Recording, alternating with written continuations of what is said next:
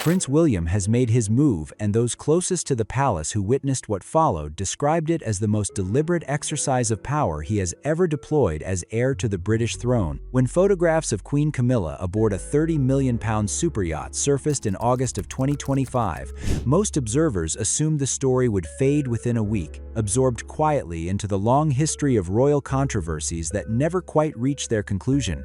It did not fade. What followed was a methodical, precise, and deeply personal restructuring of Camilla's position inside the institution she had spent nearly 3 decades fighting to be accepted by, and the man who set that process in motion did so without raising his voice once. Before we go any further into what really happened behind palace walls, take a moment to subscribe so you never miss an update as this story continues to develop. There are always details the headlines never tell you, but to understand why William moved with such certainty and why those around him understood immediately that this time there would be no reversal, we need to go back to the moment the palace first realized this was not simply a story about a yacht.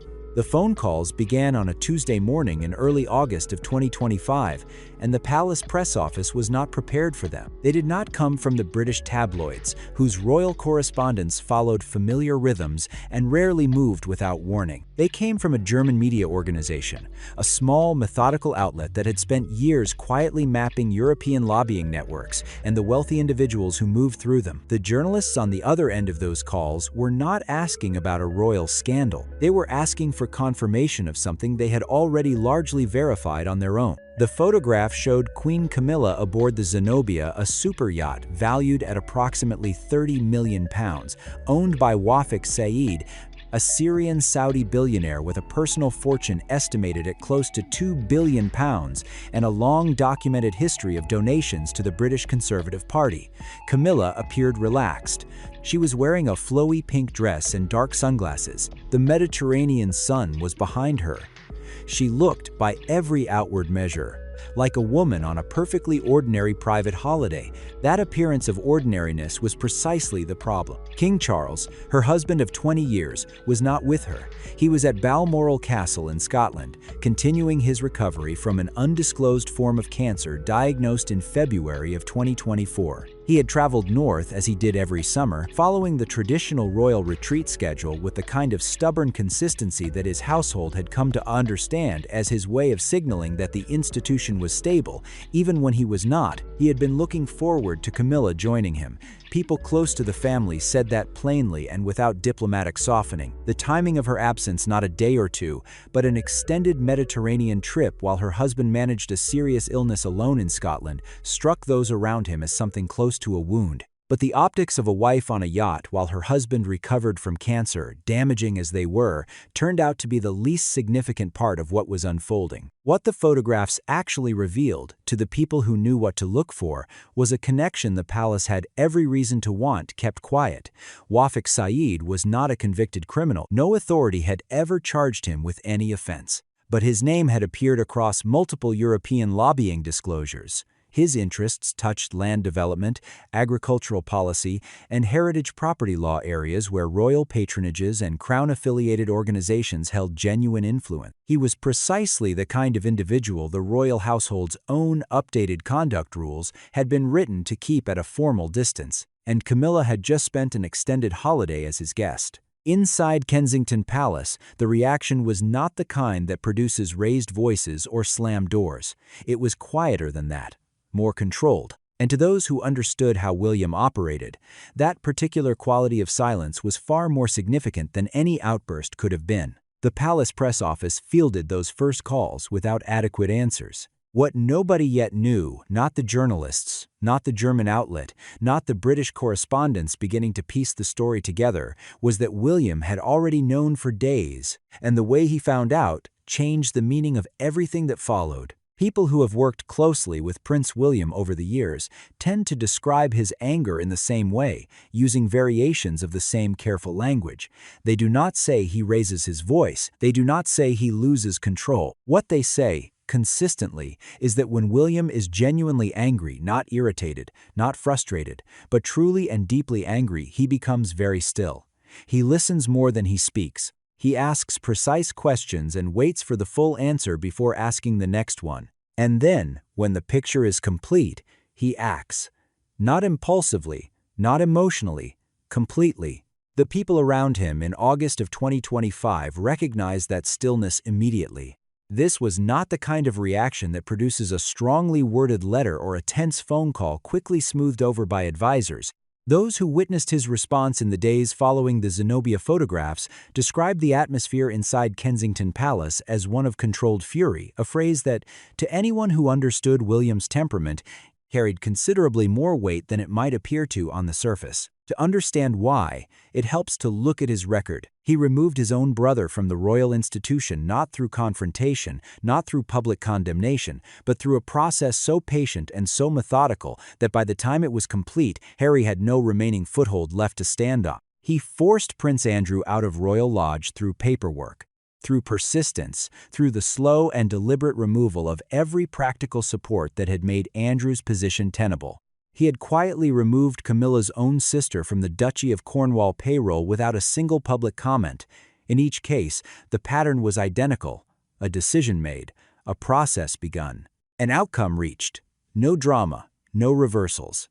What made the yacht situation different, what elevated it beyond a question of optics or poor judgment, was the existence of a document. 18 months before those photographs surfaced, William had put new conduct expectations in writing. His team had distributed updated internal guidelines to the households of all senior working royals. The rules addressed outside relationships, private hospitality, gifts and travel arrangements from individuals with financial connections to crown structures or royal-affiliated organizations. The language was precise. The application was mandatory. The intention was explicit.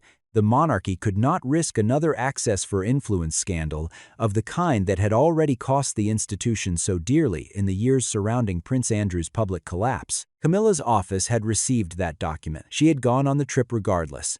That was the detail that transformed a public relations problem into an institutional one. It was not simply that the photographs looked bad. It was that the conduct those photographs documented had been specifically anticipated, specifically addressed, and specifically prohibited by rules William himself had authored and distributed. The violation was not accidental. It was, at minimum, a deliberate choice to proceed in full knowledge of where the boundaries had been drawn. Catherine's office learned of the developing situation before Camilla's own team had fully processed what was happening. That timing was not accidental either. But none of them yet understood the most significant detail of all, because the story William was piecing together did not begin in August of 2025. It had begun 2 years earlier, in a quiet arrangement that someone inside the palace had already seen, already noted, and deliberately chosen to bury. William did not learn about the Zenobia from a newspaper. He did not learn about it from a palace press officer fielding calls from journalists. He did not learn about it from a royal correspondent, a television report, or a photograph published by the Mirror. He learned about it before any of those things happened from someone inside the circle who had decided, for reasons that have never been fully explained, that the future king needed to know. In ordinary institutions, that kind of internal disclosure is called a leak. Inside the British royal household, it is something else entirely. When information about the conduct of a senior royal travels directly and deliberately to the Prince of Wales before it reaches the press, before it reaches palace communications, before it reaches anyone whose job is to manage and contain, that is not gossip. That is a declaration. Someone who was close enough to know and senior enough to understand exactly what they were doing had made a choice about where their loyalty sat. William had a source inside the circle surrounding that trip, and that single fact reframes every decision he made afterward, because it means he was not reacting. He was already informed, already organizing, already building the picture methodically before the first journalist made their first phone call. The controlled stillness his staff observed in those early August days was not the stillness of a man absorbing a shock. It was the stillness of a man who had already decided what came next and was waiting for the institutional process to catch up with the conclusion he had already reached. The guest list that emerged during the subsequent review made that conclusion considerably easier to justify. Among those present on the Zenobia during Camilla's stay was a Conservative Party donor with active property planning applications in the West Country. There was a European media executive whose company held broadcasting contracts with businesses that received royal endorsements. And there were individuals whose names had appeared in connection with a lobbying investigation in Brussels 2 years earlier. None of these people featured anywhere in Camilla's official schedule. None of them appeared in her public diary. None of their names had been included in any press release issued by the palace across that entire summer. The trip, in the language of the palace's own conduct rules, had been deliberately kept off the books. What crystallized the situation, what moved it from concerning to serious, was the detail that emerged shortly afterward about a previous stay. Palace sources, speaking to 2 separate publications, confirmed that Camilla had accepted hospitality from the same yacht owner before. It had happened during a long weekend in the summer of 2023. That trip had also been kept private. It had also been left off the transparency records. One senior official had noticed it at the time. A quiet internal conversation had taken place. Nothing formal had been recorded. The matter had been set aside. And Wafik Saeed had hosted Camilla again 2 years later, as though that quiet conversation had never happened at all. William was informed of the 2023 trip at the same time as everything else. And when his team began cross-referencing the dates against the palace's own financial records, what they found did not simplify the story. It made it considerably more difficult to ignore. The document that changed the nature of this story was not a photograph. It was not a port log or a maritime registry filing. It was a charity financial statement, the kind of administrative record that exists in public view, available to anyone willing to read it carefully enough, and ignored by almost everyone who isn't looking for something specific. William's team was looking for something specific. When they cross-referenced the yacht owner's name against the financial records of royal-affiliated charitable structures, they found a donation. £40,000 transferred to an organization connected to the Royal Patronage Network, recorded between the dates of the 2023 trip and the 2025 trip, sitting in an annual account. Filed correctly. Entirely legal. And, in the context of everything else they were now examining, deeply uncomfortable. They then identified a planning application submitted in 2024 by a holding company connected to the same individual, an application concerning a heritage site in Somerset, reviewed by a panel that included advisors carrying royal appointments. The application had been rejected. No evidence suggested Camilla had intervened in the outcome or even been aware the application existed. But the appearance of a close personal relationship between the applicant and someone embedded in the network that reviewed his interests was precisely the kind of entanglement the palace's own rules had been written to prevent. Taken separately, each of these details could be explained. Donations to royal charities were common.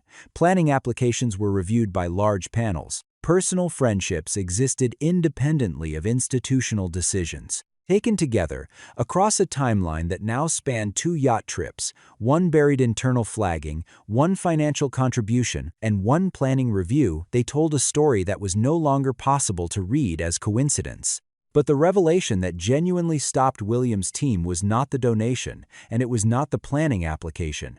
It was the file from 2023.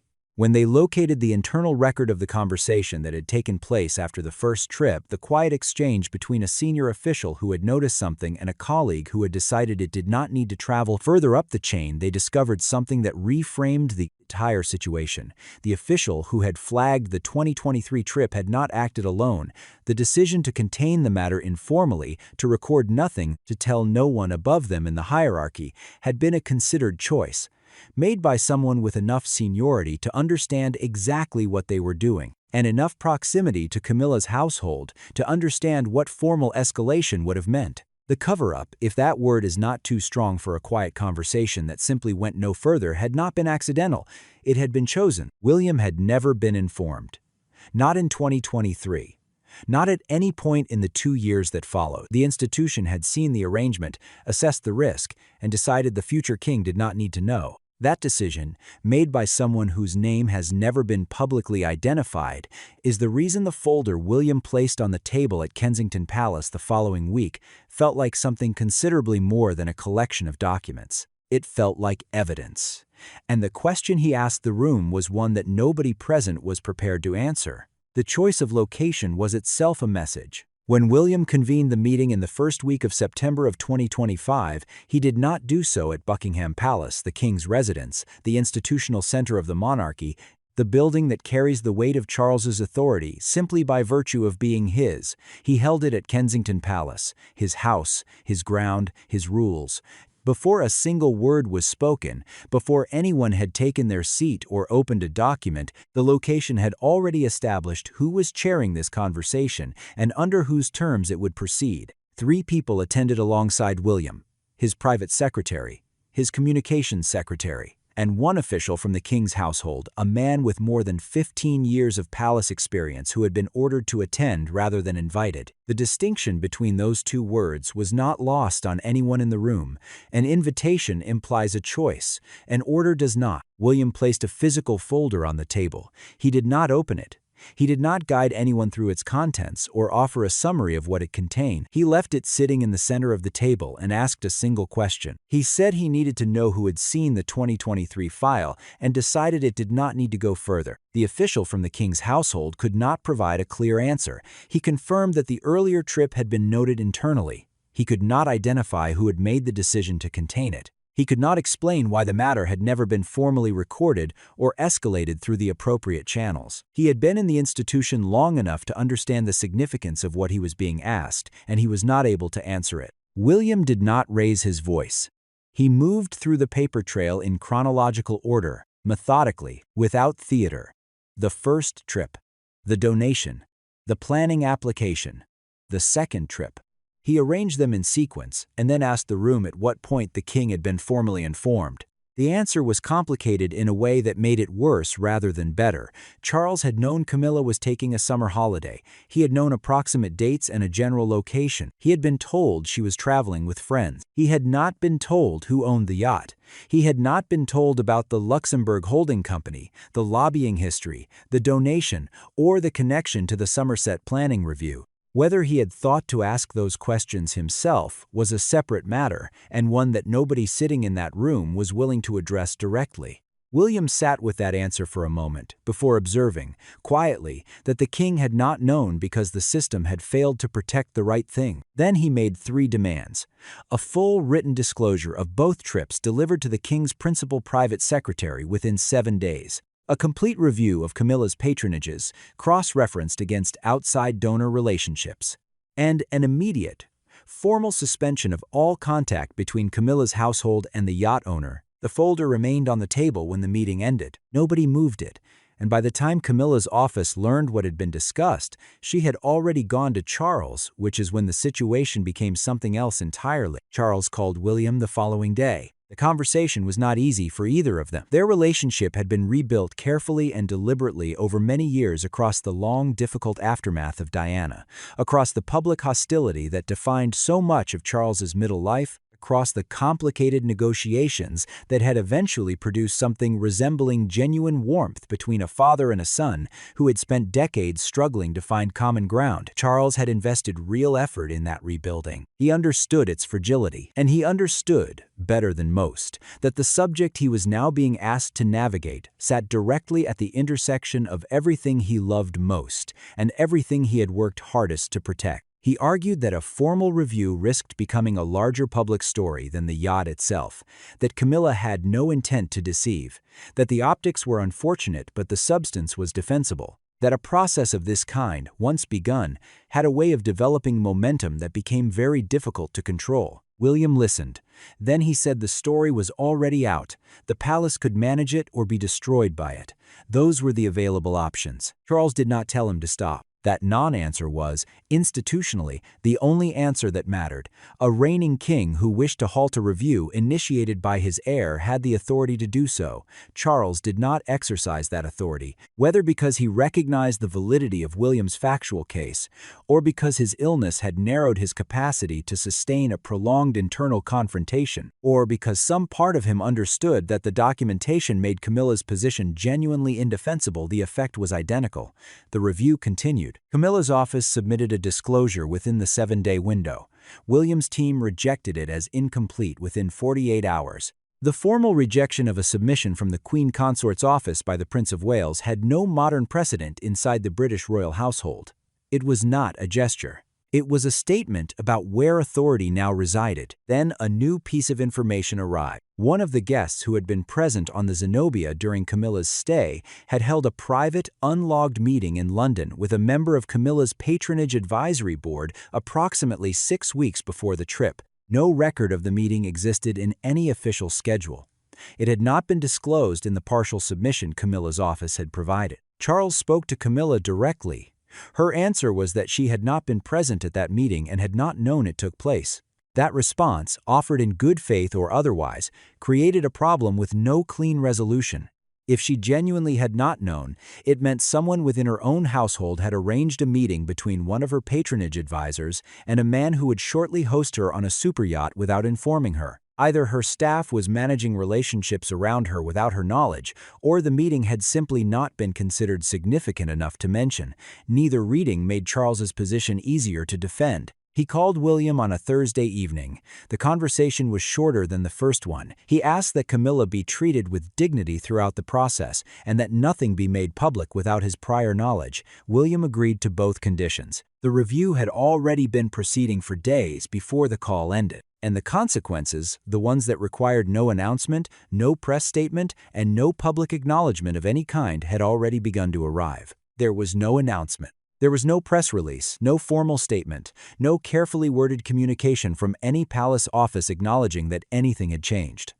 The British monarchy does not remove people through declarations. It removes them through calendars, through staffing lists, through the gradual, almost imperceptible narrowing of access until the space a person once occupied has been quietly filled by someone else and the original occupant is left standing in a corridor that no longer leads anywhere significant. That process began in September of 2025 and accelerated through October and into November without a single word being spoken publicly about any of it. Camilla's autumn schedule, as her household had drafted it in July, contained 14 solo engagements between October and December. Patronage visits, charity dinners, the opening of a hospital in Cardiff, 2 literary events connected to her reading initiative, a keynote address at a women's leadership conference in Edinburgh. Taken together, they represented a working quarter of meaningful public presence, the kind of visible, purposeful activity that defines a senior working royal's institutional value. By the end of September, 6 of those engagements had been quietly reassigned. They were not cancelled. The organizations involved were not left without a royal representative. They were simply given a different one. The reason offered to each organization was scheduling pressure. No further explanation was provided. No organization asked for one publicly, because that is not how institutions maintain productive relationships with the palace. But Camilla's staff noticed, royal correspondents noticed, and the name attached to the reassigned engagements was Catherine's. Her office confirmed attendance at the Edinburgh Women's Leadership Conference, 2 of the charity dinners, and 1 patronage visit within a week of the reassignments being communicated. That timeline confirmation, arriving before Camilla's own team had fully processed the changes, indicated that Catherine's office had known the slots were opening before the formal notification had been issued. She had not been handed these engagements. She had been prepared to receive them. The staffing changes followed the same quiet pattern. In early October, 2 senior members of Camilla's household, her deputy private secretary and a senior communications advisor, were informed that their roles were being restructured as part of a broader palace efficiency review. Both were offered alternative positions within the wider royal household. Neither was replaced within Camilla's team. By the end of November, her dedicated staff had reduced from 11 people to 7. No formal announcement accompanied any of these changes. Her access to information was narrowed by the same method. Senior working royals received regular private briefings across a broad range of subjects: foreign policy, domestic institutional matters, constitutional considerations. Camilla had received the full distribution of these documents as a matter of course since the coronation. From October onward, that distribution stopped. Foreign policy briefings ceased entirely. Institutional documents she had previously received automatically now required a specific justification for her inclusion. She had been moved, without ceremony and without explanation, from someone who was kept informed as standard to someone who was informed only when a specific reason existed. One weekend in late October, Charles spent time at Highgrove, his private country estate in Gloucestershire, with William and Catherine. Camilla remained at Clarence's house in London. The palace described it as an informal family weekend. Inside the institution, no further description was necessary. The public, however, knew none of this. And the moment that finally made the shift visible, the moment that required no explanation because the image itself said everything was still to come. The mirror's photographs had been in circulation for several weeks before the broader press fully understood what they were looking at. Initially, the coverage followed a familiar pattern. The images of Camilla aboard the Zenobia generated the predictable cycle of commentary: a day of front pages, a round of television discussion, a brief flurry of political reaction, and then the gradual retreat that most royal controversies follow once the immediate visual impact fades. Former Liberal Democrat Minister Norman Baker offered the observation that royals ought to consider public perception when accepting hospitality from politically influential individuals. Palace sources said nothing. Royal correspondents noted the story and moved on. But the German organization that had first contacted the palace press office in early August did not move on. They had not been interested in the photographs for the reasons the British tabloids were interested in them. They were not writing about a queen on a yacht. They were writing about a yacht owner inside a network. They had spent years documenting a network of European lobbying relationships, financial contributions to politically adjacent structures, and the carefully maintained personal connections that allowed wealthy individuals to remain proximate to institutional decision-making without ever appearing in an official capacity. To their researchers, the Zenobia photographs were not a celebrity story. They were a data point in a much longer investigation. When their reporting began connecting the yacht owner's name to the donation, to the patronage advisory structure, and to the planning application reviewed by royal-appointed advisors, the story transformed. It was no longer a question of optics. It was a question of governance. And governance questions, unlike holiday photographs, do not fade after a news cycle. The Sunday papers carried carefully sourced accounts of the atmosphere inside Kensington Palace. The phrase used by multiple outlets controlled fury had the precise quality of language that comes from someone who was present rather than speculating. It was specific enough to be credible and restrained enough to have survived a legal read. Palace communications declined to comment on internal matters. That silence, in the context of everything already in print, was interpreted by every experienced royal correspondent as confirmation rather than denial. The constitutional dimension entered the conversation through the commentary pages rather than the news reports. Analysts and former advisors began articulating what the palace's own conduct rules had been designed to prevent: the appearance of proximity between a senior royal and individuals whose financial interests intersected with areas of royal influence. The argument did not require proof of wrongdoing. The appearance alone, sustained across 2 trips and a documented financial contribution, was sufficient to raise the question the monarchy most needed to avoid being asked. International coverage added a layer the British press had not fully anticipated. European outlets reframed the story not as a royal family drama, but as a case study in how influence operates through informal personal relationships rather than documented institutional channels. That framing resonated with audiences who had followed similar stories in their own political contexts and recognized the pattern immediately. Inside the palace, the communications team was managing a story that had already escaped the boundaries of what communications management can contain. The question was no longer whether the coverage would damage Camilla's position. The question was how visible that damage would ultimately become. The answer came not through a headline or an editorial. It came through a single public appearance, or rather, through an absence at one that told the story more completely than any newspaper had managed to do.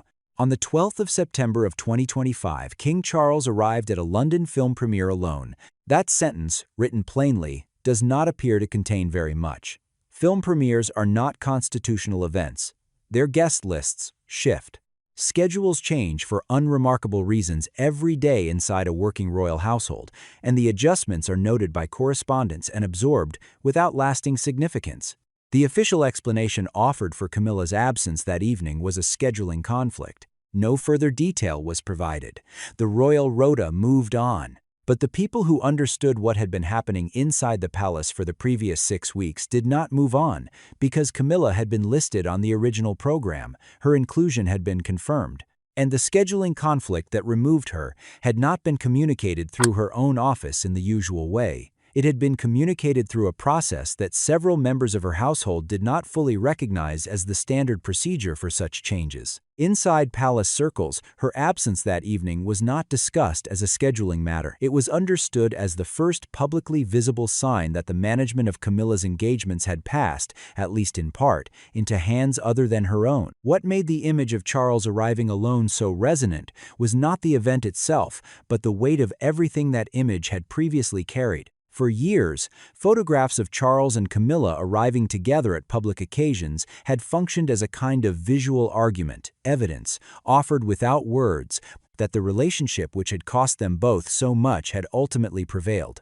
The decades of public hostility, the years of being openly blamed for the destruction of a marriage the world had watched from the beginning, the long, difficult road from private affair to public acceptance to formal recognition. Every photograph of them side by side at a state occasion or a cultural event had quietly continued making that argument long after the formal battles had been won. An empty space beside him made a different argument entirely. The walking order at subsequent public engagements carried the same quality of unspoken communication: who stood where, who was photographed alongside the king, which spaces had once belonged to one presence and now held another. Catherine's positioning at events she had recently assumed from Camilla's schedule gave those appearances a visual grammar that required no caption. Audiences who had never followed the internal mechanics of palace life registered the shift instinctively, the way people register changes in a room's atmosphere before they can identify the specific thing that is altered. Camilla appeared at official events alongside Charles throughout this period.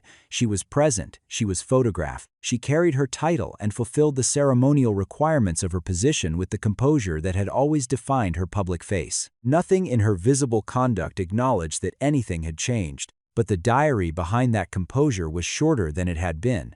The staff supporting it were fewer, the briefings informing it had been narrowed, and the woman now occupying the spaces her schedule had recently held was someone whose office had known those spaces were opening before Camilla's own team had been told. The image of Charles, alone on the steps of that premiere, asked a question that the palace had no intention of answering publicly.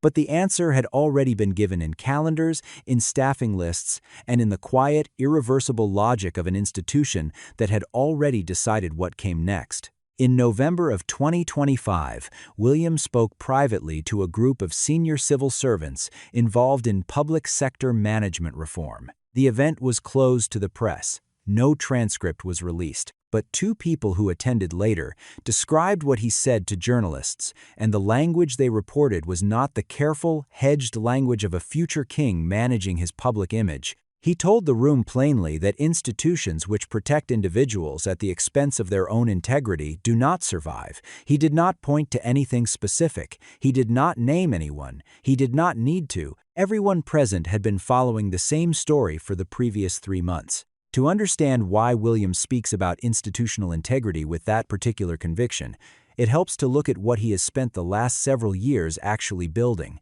The Duchy of Cornwall, 135,000 acres across England and the Isles of Scilly, generating roughly £30 million annually, passed into his management in September of 2022 when Charles became king.